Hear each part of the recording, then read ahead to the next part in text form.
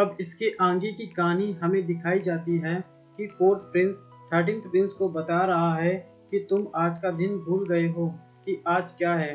13th Prince कहता है कि आज कुश्ती है, मुझे यिंकी ने बोला था। फिर फोर्थ प्रिंस 13th प्रिंस को कुश्ती की तैयारी करने के लिए जाने को बोलता है कि अब तुम्हारे पास सिर्फ 1 घंटा है। और 13th प्रिंस जो कि हमारा मेन लीड है वो चला जाता है। फिर हमें दिखाया जाता है कि हमारे 13th प्रिंस के साथ उसके बाकी भाई भी दिखाए जाते हैं, पर एक वहाँ नहीं होता है जो कि 14th प्रिंस होता है और वो सब कुश्ती के लिए आए हुए होते हैं। 13th प्रिंस बोलता है 14th प्रिंस कहाँ पर है, उन्होंने हमें कुश्ती के लिए बुलाया था और खुद नहीं आए, शायद हारने से डर गए होंगे।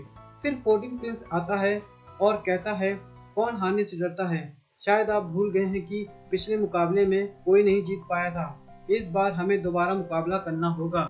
13th प्रिंस कहता है ठीक है, तो तुम्हें सोचना होगा कि मुझसे हारने के बाद क्या करोगे। और फोर्थ प्रिंस 13th प्रिंस से कहता है बस कोशिश करना कि खुद को चोट ना पहुंचाना। 13th प्रिंस कहता है कोई बात नहीं फोर्थ प्रिंस। फिर 8th प्रिंस कहता है 14th प्रिंस से अगर तुम ये खेल आज जीत गए तो मैं तुम्हारे लिए बढ़िया सी मदिरा की बोतल लाऊंगा। 14th प्रिंस शुक्रिया कहता है और कुश्ती की शुरुआत 13th प्रिंस और 14th प्रिंस के बीच होती है।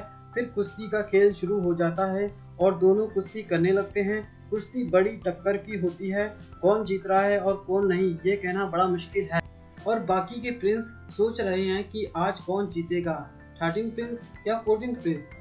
और इस खेल में ना कोई जीतता है ना कोई हारता है। फिर हमें दिखाया जाता है 4th प्रिंस और 13th प्रिंस दोनों साथ में बैठकर मदिरा पी रहे हैं और हमारा 13th प्रिंस कहता है सच कहूँ तो मुझे कोई फर्क नहीं पड़ता कि मेरे बाकी के भाइयों में सम्राट कौन बनेगा या फिर किसे राज्य गद्दी मिलेगी। 13th प्रिंस 4th प्रिंस से पूछता है क्या राजकुमार सच में सम्राट बनेंगे। 4th प्रिंस कहता है बेकार की बात मत करो। फिर 4th प्रिंस बातों को बदल देता है और पूछता है क्या तुम्हें वो अजीब से सपने अभी भी दिखाई देते हैं। और 13th प्रिंस सपनों में दिखाए गए भविष्य के बारे में बताने लगता है कि वहाँ के लोग हमसे बहुत अलग हैं, उनके घर, भोजन और कपड़े हमसे बहुत अलग हैं।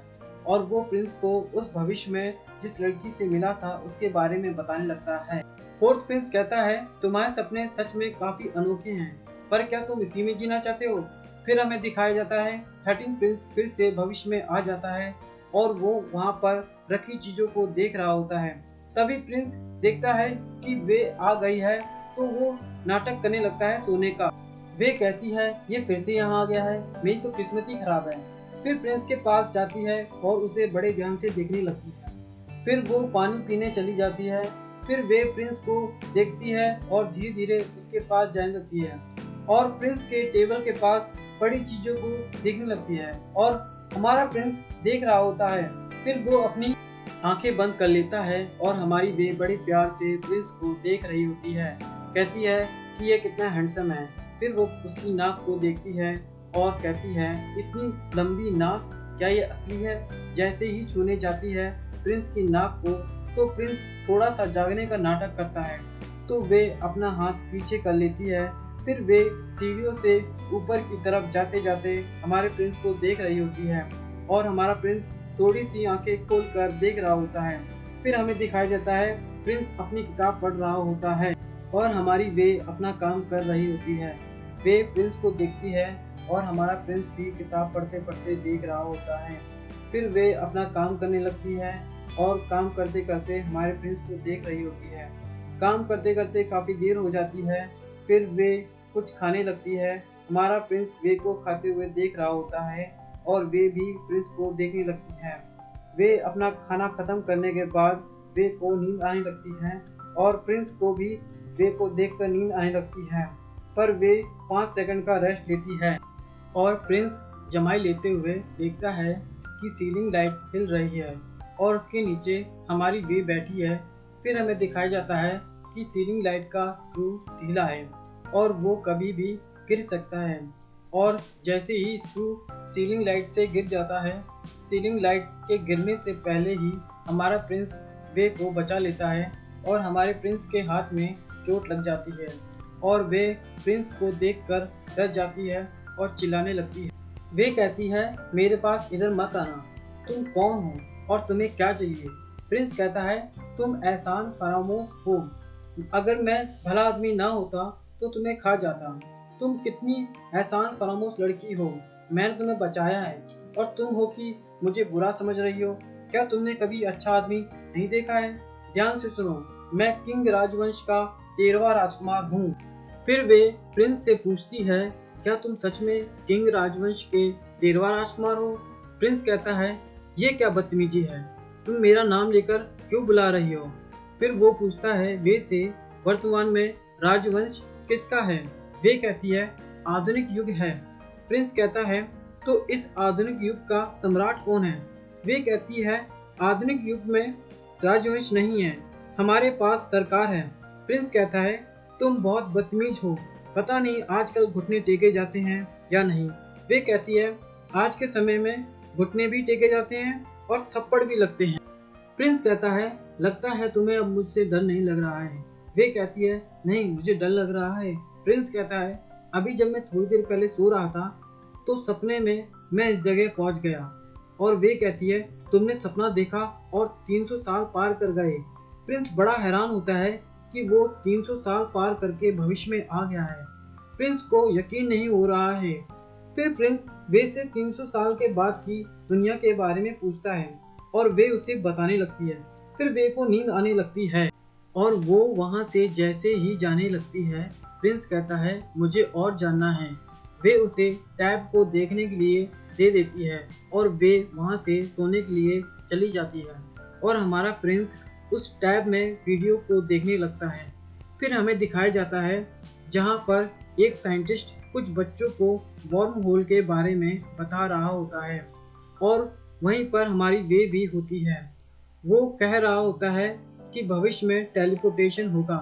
फिर वो वर्म होल के बारे में कहता है कि वो एक सुरंग है जो अलग अलग समय और जगहों को जोड़ता है। इस बारे में वो साइंटिस्ट बता रहा होता है। फिर हमें दिखाया जाता है वे सोकर उठती है और 13वें राजकुमार के बारे में सोच रही होती है। फिर वो उठती है और देखती है कि प्रिंस कहाँ है और वे को प्रिंस की टेबल दिखाई देती है जिससे वो समझ जाती है कि वो अभी तक अपने समय में नहीं गया है। हमें दिखाया जाता है कि प्रिंस टॉयलेट सीट देख रहा होता है। तभी वे आती है और प्रिंस को देखकर अपनी आंखें बंद कर लेती है। उसे लगता है वो टॉयलेट सीट को यूज कर रहा है, पर वो टॉयलेट सीट को देख रहा होता है। प्रिंस वे से पूछता है ये तुम्हारा कुआं इतना छोटा क्यों है? वे कहती है तुम इसे कुआं समझ रहे हो? और वे हंसने लगती है और कहती है ये किसी चीज को क्या समझ रहा है?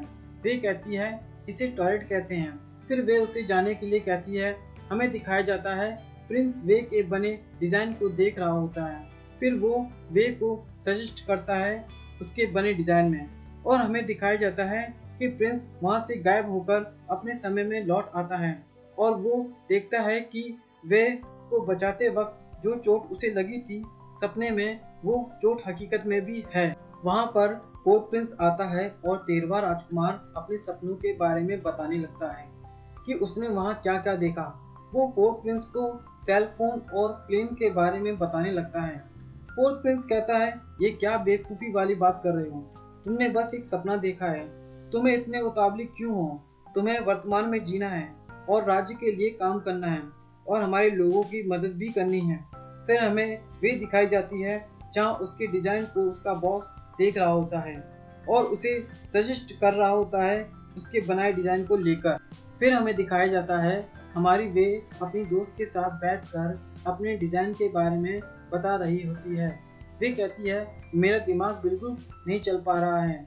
उसकी दोस्त कहती है इससे कोई फर्क नहीं पड़ता, इंस्पिरेशन एक ऐसी चीज है जो कहीं से भी आ सकती है। वो कहती है वे से इतने में हार मत मानो, शायद तुम गलत डायरेक्शन में जा रही हो। तुम्हें शाही घरानों को सीखने के लिए तुम्हें फॉरबिडन सिटी जाना चाहिए।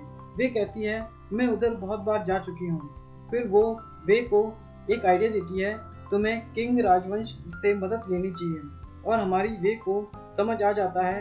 वो वहाँ से चली जाती है और अपने घर आ जाती है और 13वां राजकुमार को बुलाने लगती है और कहती है अच्छा है कि तुम यहीं पर हो, मुझे तुम्हारी मदद की जरूरत है। फिर वो रिक्वेस्ट करने लगती है प्रिंस के सामने और प्रिंस मान जाता है और कहता है मैं तुम्हारे लिए कुछ शाही चीज़ें लेकर आऊँगा। और प्रिंस अपने समय में तैयारी करने लगता है। वो टेबल पर बहुत सारी चीज़ें अपने सेवकों से रखवा रहा होता है। फिर हमारा प्रिंस सोने लगता है ताकि वो भविष्य में जाकर वे को ये सारी चीज़ें दिखा सके। और वहाँ लालटेन जलते हुए दिखाया जाता है, जिसका मतलब है वो आ रहा है। और हमारा प्रिंस आ जाता है अपनी उन सारी चीज़ों के साथ जो वे को दिखाना है। और वे उन चीज़ों के पास जाकर उन्हें देखने लगती है और प्रिंस एक एक करके उन सारी चीज़ों के बारे में बताने लगता है। जब वे उन्हें छूने की कोशिश करती है पर वो छू नहीं पाती है। फिर हमारा प्रिंस उन चीज़ों को उठाकर उनके बारे में बताने लगता है और वे को प्रिंस के पास लालटेन दिखता है जो बिल्कुल वैसा ही होता है जो वे के पास होता है।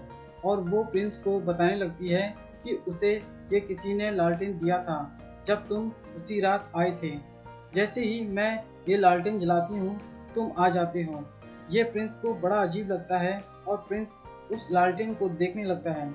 अब अगले एपिसोड में हम देखेंगे कि आगे क्या होता है। अगर आपको मेरा एक्सप्लेन पसंद आया है तो लाइक करें और सब्सक्राइब करें। Thank you.